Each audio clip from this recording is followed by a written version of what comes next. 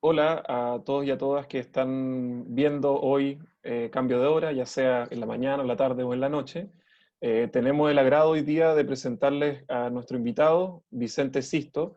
Él es académico de la Universidad Católica de Valparaíso y es parte del Centro de Investigación para la Educación Inclusiva.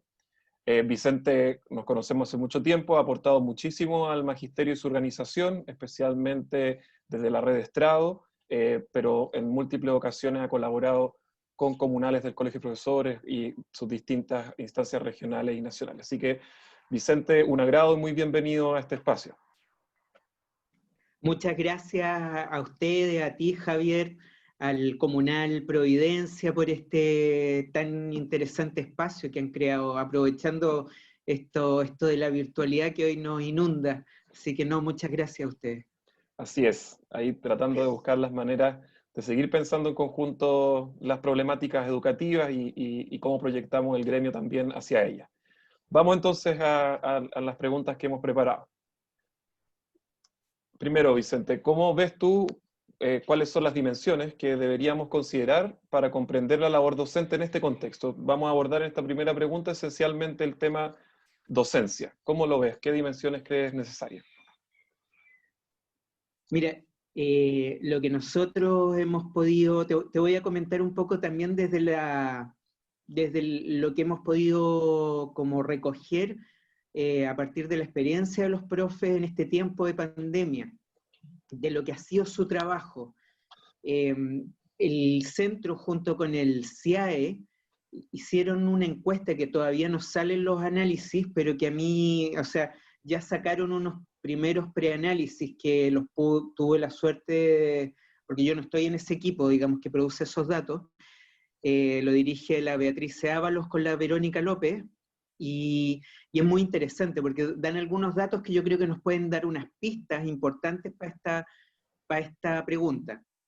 Según los datos que ellos han producido, el 97,6% de los profesores están haciendo docencia a distancia, pero docencia en la medida como pueden y con lo que pueden, porque como sabemos, el caso chileno se ha caracterizado porque el ministerio no ha generado una plataforma de soporte para un trabajo educativo a distancia, como sí ha ocurrido en otros países latinoamericanos. No vamos a hablar de otros países europeos, sino países latinoamericanos. Conocemos el sitio web del Ministerio de Educación, y lo que tenemos es simplemente una descarga de PDF, y muy tardíamente, en junio, empezaron a subirse unas cápsulas educativas bastante pobres también, y que son en un canal de YouTube. Por otro lado está este canal de dibujos animados que tiene Plaza Sésamo y alguna producción nacional, bastante bien, ¿no? Pero no es un canal educativo propiamente tal. Entonces no existe un soporte para hacer una docencia virtual. Lo que tenemos entonces son profes que están haciendo clases por WhatsApp, por Instagram, y creando muchas cosas. Aquí ha sido interesante porque si bien el Ministerio de Educación no ha dado directrices, sí el Colegio de Profesores ha dado algunas ideas y algunas directrices bastante concretas acerca de cómo hacer una cierta administración de la enseñanza, incluso del currículum, en este contexto y en esta precariedad. El Ministerio de Educación no ha entregado o ha entregado unas guías muy, muy pobres en términos prácticos a cómo están siendo las condiciones. Entonces, un 97,6% de los profes están haciendo clases, la mayor parte en condiciones de baja o nula conectividad, en condiciones en las cuales el celular de los papás es la única conexión que tiene la familia. Entonces, en ese contexto, la encuesta señalaba algo que es muy interesante y conecta mucho con lo que han sido las investigaciones que hemos desarrollado desde la línea política y prácticas de gestión del centro, que tiene que ver con que las mayores preocupaciones de los profesores hoy son el bienestar emocional de los alumnos, los problemas económicos de las familias de los alumnos y el aprendizaje de los alumnos. Y lo que menos les importa son la seguridad laboral del profe, o sea, su propia seguridad laboral, sus problemas financieros, su salud personal. Y declaran una preocupación muy fuerte. Todos los ítems que se orientan a dar cuenta de esto son muy notorias. Y como decía, conecta con las investigaciones que hemos hecho, porque esto de la vocación de servicio, la preocupación por el otro, ha sido uno de los referentes identitarios más importantes del trabajo docente, que justamente son de cierto modo socavados por las políticas de profesionalismo que han sido impulsadas en los últimos años. Ahora mismo al ministerio más le importaba hacer la evaluación docente, incluso ahí fue la directora del CPIP diciendo que, incluso dando información falsa al Congreso, diciendo que en realidad el profesor siempre es voluntario de su parte y que no tiene que pedirle a nadie permiso para no hacer la evaluación docente, cuando sabemos que actualmente depende del sostenedor y bajo una solicitud del profesor, el poder suspender la evaluación docente. Entonces, al ministerio más le ha preocupado la rendición de cuentas que generar un soporte para el trabajo con los niños. Y en estas condiciones, estas no son condiciones, son realmente estas no condiciones de trabajo, el profesor está fuertemente sobrecargado, sobrecargado además emocionalmente, y con un alto estrés y una alta preocupación. Además, todos estamos en esta situación, también es una situación bien estresante ya de por sí, esto para cada uno, pero además emerge muy fuerte la preocupación de los profes por sus estudiantes y sus familias. Recordemos que la escuela en nuestro país es uno de los principales, como para muchas familias, es una de las formas más cercanas de un soporte, digamos, del Estado o algo así, lo más cercano al Estado que tenemos en Chile, ¿no? Para muchas familias. Entonces, es en ese espacio en el cual las familias están diciendo, estoy sin trabajo, necesitamos ayuda. Nosotros hemos podido ver como algunas escuelas aquí en la región de Valparaíso han empezado a intentar generar redes de apoyo y soporte. O sea, el profe intentando mantener un proceso educativo, intentando mantener al menos conexión con los estudiantes por su preocupación por los estudiantes, y además la escuela y los profes intentando generar redes solidarias en esta fuerte precarización que nos ha condenado también las políticas públicas que han acompañado la pandemia. Y esas hoy son dimensiones que tenemos que pensar por sobre las que ya conocemos del trabajo docente, el trabajo docente en un contexto como el chileno, ¿no? Con estas políticas de rendición de cuentas de altas consecuencias. Claro, de hecho, interesante porque nos plantea, una es la labor educativa, que con los datos que complementas no se pierde, en ningún caso se refuerza, se busca, se recrea. Otro importante es el tema de la conexión, o sea, la conectividad y la conexión, digamos así, como una dimensión que tiene que ver con cómo está el otro, en qué está el otro y cómo puedo contribuir, y las redes de solidaridad. Es interesante esto porque hay una suerte de reconfiguración de nuevos ejes a lo que ha estado volcado la labor docente en este tiempo, y a veces el ministerio en su ceguera, como comprende en una sola dimensión el quehacer docente, no comprende ni valora ni por tanto desarrolla todas estas otras dimensiones. Yo creo que ese punto es súper interesante y relevante en no pensar solo las dimensiones docentes como el cumplimiento curricular oficial, que es un poco hacia donde nos lleva la política pública. Así que yo creo que es muy clarificado en ese sentido. Vamos a retomar esto, va a ir avanzando en la otra pregunta, pero sí, aquí hay una primera configuración.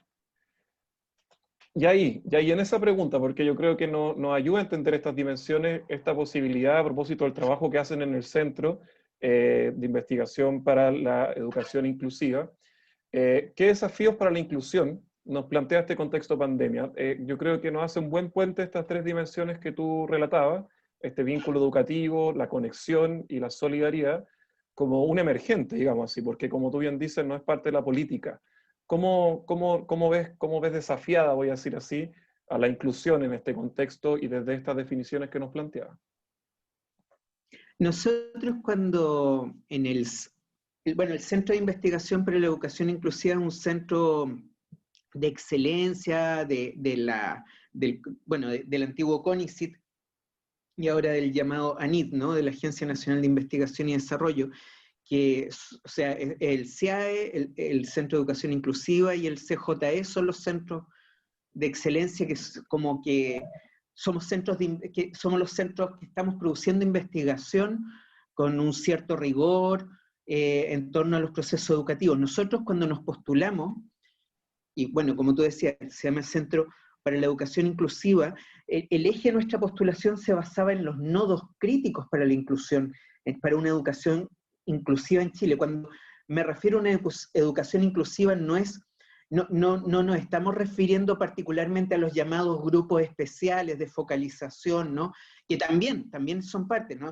Pero que tiene más que ver con las lógicas de integración, ¿no? Los discapacitados, etcétera, sino un sistema de política pública en educación que sea inclusivo en su naturaleza. Y aquí los nodos críticos tienen que ver con que la política que se ha desplegado en Chile es una política fuertemente privatizada, o sea, la educación pública es fuertemente privatizada, basada en un sistema de rendición de cuentas de altas consecuencias, el CIMSE, la cuestión de la ley del sistema, primero entra con la ley C, pero luego con el sistema de aseguramiento de calidad, que está además garantizado por la Ley General de Educación, ¿no? O sea, las escuelas tienen que cumplir estos estándares, que son estándares bajo instrumentos, además, como los conocemos, como esto del CIMSE, y en función de los... Y ahí nos olvidamos de las condiciones en las cuales se hace trabajo docente y se hace educación pública. Es curioso porque la investigación a nivel internacional ha mostrado que estas políticas tienden a ser excluyentes. Incluso lo que es muy interesante, la investigación empírica sobre la ley de subvención escolar preferencial, que supuestamente no se orienta bajo estas lógicas focalizadas a favorecer la educación de los más vulnerables, ¿no? Y tiene toda una serie de mecanismos financieros vinculados a eso en la lógica de la política voucher. Finalmente, los efectos de la ley de subvención escolar preferencial han sido, primero, que las escuelas más pobres son las amenazadas con cerrarse, las más intervenidas, y se empiezan a desarticular. Muchas escuelas en la clasificación de insuficiente no pueden salir de ahí porque tienen que ver también con las condiciones de vulnerabilidad, de pobreza de sus niños, no pueden salir de ahí y con la presión lo que van haciendo es desarticular a la escuela. Y se empiezan los trabajos etnográficos que Jenny Azael ha conducido y con el cual yo he tenido la suerte de colaborar, son muy bonitos en eso, que muestran etnografías de 5 años en escuelas de la ISEP, te van mostrando cómo se va desarticulando la escuela. Los estudios hay otros estudios que ha conducido Juan Pablo Valenzuela, que han mostrado la otra cara, ¿no? Alejandra Misala suele destacar que la ley CEP produjo una mayor, entre comillas, integración social, porque entonces los niños más pobres con mejores rendimientos se van a las escuelas subvencionadas, que supuestamente hay clases, niveles socioeconómicos, habrían otros niveles socioeconómicos, medios altos, entonces se produciría una mayor integración. Sin embargo, el FONIDE que condujo Juan Pablo Valenzuela y que trabajaron otros, muestra de un modo muy claro que en esas escuelas los niños son aún más segregados, y ellos les llaman los migrantes vulnerables, y llegan a la conclusión que en esas nuevas escuelas que llegan sufren más segregación que donde estaban. Entonces, es interesante. Si vemos, y conecta con una lógica que han seguido las políticas educativas, sobre todo desde las corrientes más conservadoras, más de derecha. Aquí, dentro de las lógicas neoliberales, podemos distinguir ciertas lógicas particulares que son más conservadoras, como la que pudimos ver con la ley Aula Segura, o ahora con esta insistencia del ministerio en que se haga, en que no haya promoción automática, que el sistema no asuma los costos que ha tenido la pandemia, sino que sean los niños los que asuman esos costos, que es un poco la apuesta del ministerio. Les vamos a hacer pruebas y en función de y ahí vamos a ver si pasan o no pasan de curso. ¿Quiénes no van a pasar? Los que no tienen conectividad. Por lo tanto, vamos a continuar.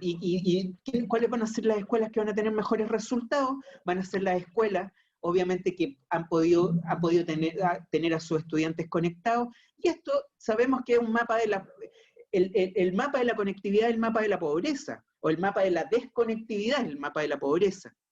Y coincide de nuevo con las mismas escuelas, las escuelas municipalizadas, las escuelas que atienden a los niños más pobres, a las familias más vulnerables, las que han estado más vulnerabilizadas además en el contexto de la pandemia, y lamentablemente, lamentablemente la política educativa de estos últimos años ha tenido esta lógica más que tienen las políticas conservadoras, que es lo que se ha llamado una orientación necropolítica para las políticas educativas. O sea, igual que aulas seguras, ¿te acuerdan lo que decía Cubillo? O sea, ¿qué va a pasar con esos niños? Bueno, que se vayan a las escuelas más de los sectores más alejados, ¿no? O sea, vamos a tener escuelas basureros, o más bien vamos a expulsar a los niños del sistema escolar, que en eso toda la investigación apunta que en un contexto como este, si la reprobación, el efecto, además, es lo que dice la investigación, el efecto más probable es que vamos a tener una gran deserción escolar con todos estos niños que van a repetir de curso. Y el ministerio insiste en esto, en vez de preocuparse. Yo me hago la pregunta, he tenido la oportunidad de estar en mesas, mesas con Zoom, con computador, pero trabajando con académicos de otros países de Latinoamérica. En Paraguay contrataron un sistema de Microsoft.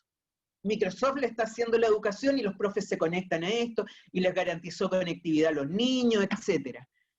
Y además, o sea, entonces los académicos se hace una pregunta que es políticamente súper importante, el tema de la soberanía de la educación pública. Y si te metes a ver como las preocupaciones de varios académicos latinoamericanos están hoy con el tema de la soberanía.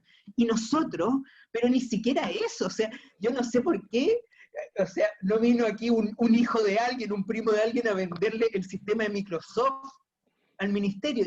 Y ahí me entran estos temores, ¿no? O sea, aquí hay una lógica muy necropolítica que está a la base de cómo se está guiando la política educativa en Chile. Yo creo que sería terrible que tuviéramos el sistema educativo todo controlado por Microsoft, todos garantizados la conectividad, los profes en sus celulares o computadores conectados a Microsoft garantizando que todos los niños van a tener un cuestión. Sería terrible también en cierto modo, pero aquí estamos en una lógica de tal abandono de la educación pública, tal abandono que llama la atención además toda esa gente en el Ministerio de Educación. Yo me pregunto, ¿qué hacen? ¿Qué están haciendo en esto? ¿Qué han estado haciendo en estos meses? Esto viene desde febrero que sabíamos que esto era así. Y los datos que se manejan es que vamos a estar por lo menos un año a un año y medio más igual. Entonces, sabemos que es una retórica esto de la vuelta a clases, porque si no los alcaldes estarían preocupados de ¿cómo se llama?, de las condiciones para la vuelta a clase. Aquí se requieren condiciones arquitectónicas, se requieren más profesores, una cierta vuelta a clases requeriría además condiciones de semivirtualidad, etcétera. O sea, si llegamos a una vuelta a clases, no ahora, yo estoy pensando en marzo, algo que para volver a tener alguna presencialidad se requiere una gran inversión, un gran diseño que debería estar el Ministerio de Educación trabajando ahora. Pero no, sale el ministro con su pack de alcohol gel y mascarilla, diciendo que con eso obviamente es irrisorio y la no reacción de los alcaldes, ¿no?, de las asociaciones de alcaldes me hace pensar que en realidad no hay nada serio en esto. Y solo se trata de nuevo esta lógica de culpabilizar a los profesores y reforzar sobre todo esta lógica más necropolítica con la cual se ha intentado intervenir el sentido común acerca de la educación pública durante este gobierno. Y realmente no están interesados en que volvamos tampoco en marzo, porque no el Ministerio debería estar trabajando para que hayan condiciones mínimas para que haya una cierta vuelta a algo de presencialidad muy precaria, pero que hubiera garantía de conectividad, que hubiera además un trabajo acerca de cómo se va a manejar el currículum, suponiendo que hay garantía de conectividad en esta condición de semivirtual. Y hay muchas preguntas que hacerse para hacer efectiva la vuelta a clases, pero al ministerio no le importa, no le importa. Claro, claro, de hecho, Y eso es el abandono. sí, lo interesante ahí es que efectivamente las políticas de desarticulación, voy a decir así, de abandono, continúan en pandemia a pesar de que los efectos que supuestamente atacan estas políticas se profundizan. O sea, en el fondo, Claro. la posibilidad de la deserción escolar, la posibilidad, por ejemplo, de repitencia. La repitencia debe ser uno de los factores más importantes para la deserción. O sea, hay una relación bien directa. Entonces, en el fondo, lo relevante de esto es cómo efectivamente, a pesar de la situación de buscar la inclusión, vemos cómo las políticas accionan de manera contraria y hay más de un ejemplo en eso. Y yo creo lo relevante ahí también tiene que ver con cómo el ministerio profundiza la lógica voy a decir, del abandono, como lo mencionas tú, pero también del dictamen, digamos así. Usted vuelve a clase Sí. pasado mañana, hágalo como usted pueda, digamos así, pero yo le voy a exigir eso. Pero en el fondo esta lógica de exigencia y no condiciones, tan subsidiaria, tan de un Estado que en el fondo no posee un sistema de educación pública, dice mucho de aquello, ¿sí? O sea, y yo creo que ahí interesante esta vinculación entre cómo vemos la inclusión en un contexto de exclusiones, digamos, ¿sí? En el fondo de permanentes exclusiones y que la promoción automática, el retorno a clases, aparecen como dos nudos de eso, ¿sí? Como tú bien dices, no puede ser que la respuesta educativa del ministerio sea un set de limpieza, ¿sí? O de sanitización. En el fondo, Exacto. hoy día el ministerio se dedica a enviar ciertas orientaciones muy específicas que aparte no responden a los contextos o son contracíclicas, voy a decir así. Más encima se ve la ausencia de una política común. Vamos con la última Dale. para cerrar nuestra conversa, pero también son todas que nos amplían conversaciones, ¿sí? Te queríamos proponer esta pregunta: ¿cómo podríamos recomponer o recomprender, perdón, la escuela en este contexto? Un poquito uniendo contexto pandemia y post-pandemia. Uniendo la primera con la segunda, en el fondo, en este contexto de exclusiones, voy a decir, con la demanda ética de la inclusión, versus, o a complemento de eso, docentes que diversifican sus acciones en pos de la inclusión. O sea, ¿cómo esta escuela en el fondo entra en juego para ti, para cómo lo han conversado o pensado ustedes? Yo creo que, a ver, así como por una parte, y tiene que ser un tema para recomprender la escuela en contexto de pandemia, tiene que ver con este abandono de la política pública y la política de Estado, ¿sí? O sea, yo creo que esto nos va a obligar, bueno, en muchos colectivos de profesores lo han estado trabajando ya hace muchos años.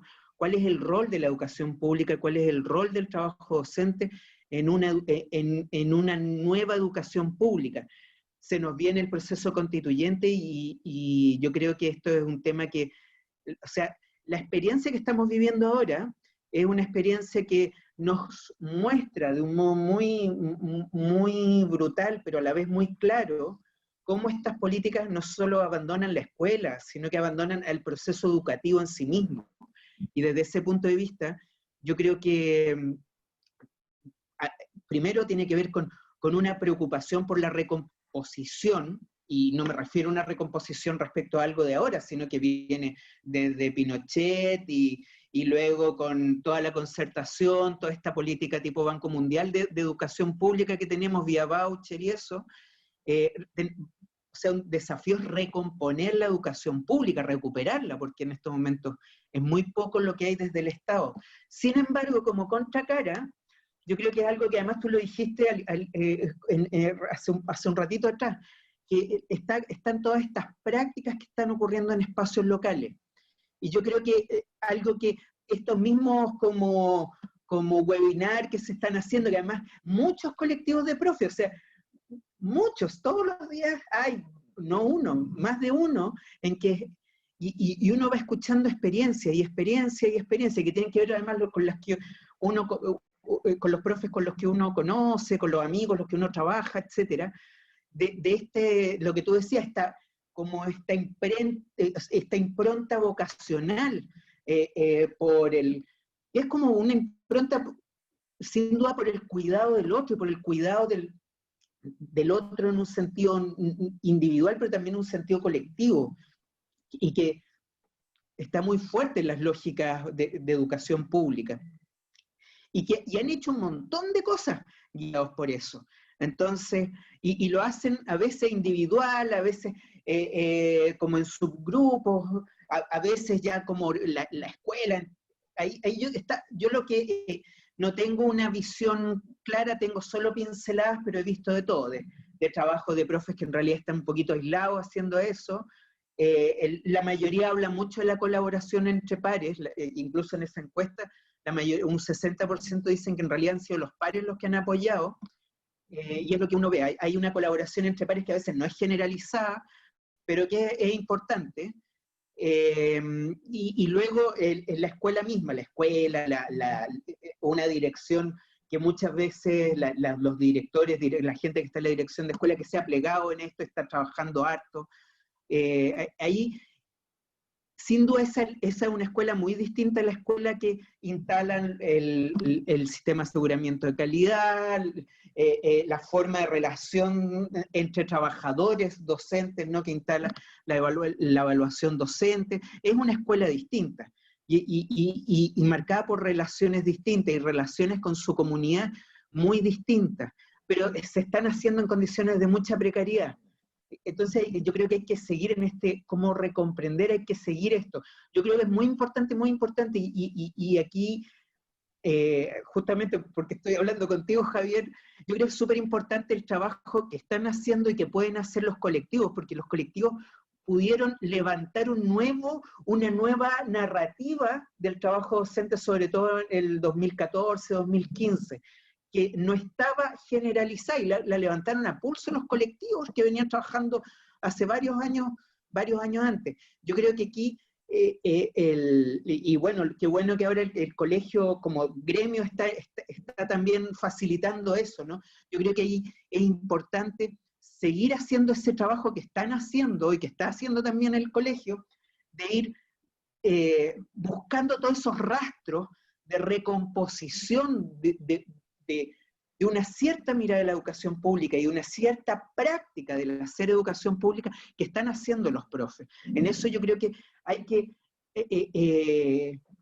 y además lo están haciendo, ¿no? Hay que rastrear eso, porque aquí tenemos en una condición de altísima precariedad, tenemos algo que se está haciendo, se está tejiendo. Hay nuevas solidaridades que a veces, con la lógica de la rendición de cuentas y la lógica de las pruebas, la lógica de las notas y todas esas lógicas que además han venido instalándose fuertemente en la escuela, hoy se han puesto en suspenso. Hoy ya es un milagro poder conectarse y poder encontrarnos. Entonces, eso yo creo que es como la contracara al abandono, que debe estar ahí bajo lo estoy planteando en dos dimensiones, ¿no? Bajo una mirada de cómo reconstruimos qué es el trabajo docente, cómo respondemos, qué es esa pregunta, qué es el trabajo docente, respondiendo a esa otra respuesta que tiene el sistema de carrera docente, ¿no? Que es responder a estos estándares, y que tiene la Ley General de Educación, que es trabajar por la calidad definida de este modo, o no resultado en prueba estandarizada. Aquí hay una otra versión de cuál es el sentido de la educación y una otra versión acerca de qué es el trabajo docente, que se está haciendo, no se está diciendo, se está haciendo. Entonces, ahí es importante que continúen los colectivos haciendo ese trabajo de levantar una nueva narrativa que tiene un efecto político, sobre todo en lo que nos viene. Así que yo creo que esas son algunas pistas, ¿no? No, sí, muchas gracias. Bueno, primero, Vicente, mantener los agradecimientos, o sea, este espacio cortito pero intenso, y eso es lo que también intentamos hacer, recrear este momento. Por eso se llama cambio de hora, porque son estos momentos en que nos encontramos en los pasillos los colegas y podemos tener conversaciones muy profundas en poco tiempo, y te lo agradezco porque yo creo que estuvo completamente en el espíritu de nuestra conversación. Destacar ahí que como no existe escuela pública nueva, no existe política nueva si no hay sujetos y sujetas activándola, recreándola, pensándola, sintiéndola, viviéndola. Así que Ahí estuvimos recordando algunos pasajes ya históricos, pero que sin duda remirarlos, mirarnos al espejo nos ayuda a conceptualizarlo. Y esta es la idea de este programa. De hecho, como a pesar de la vorágine, a pesar del agobio que se produce por la circunstancia en la que estamos, tengamos un minutito para ir proyectando y pensando lo que nos está pasando. Así que, Vicente, reiterar mi agradecimiento y estamos en contacto por cualquier cosa. Muchas gracias, Javier, por este espacio y bueno, ojalá que estas palabras sirvan de algo, pero sobre todo gracias a ustedes porque son quienes de verdad van llevando el pulso y van a través de sus prácticas también recomponiendo este espacio. Así que nada, pues, solo agradecimiento. Agradecimiento no por el espacio, sino por el espacio también, pero sobre todo por este trabajo político que es tan fundamental. Así que nada, gracias. Muchas gracias.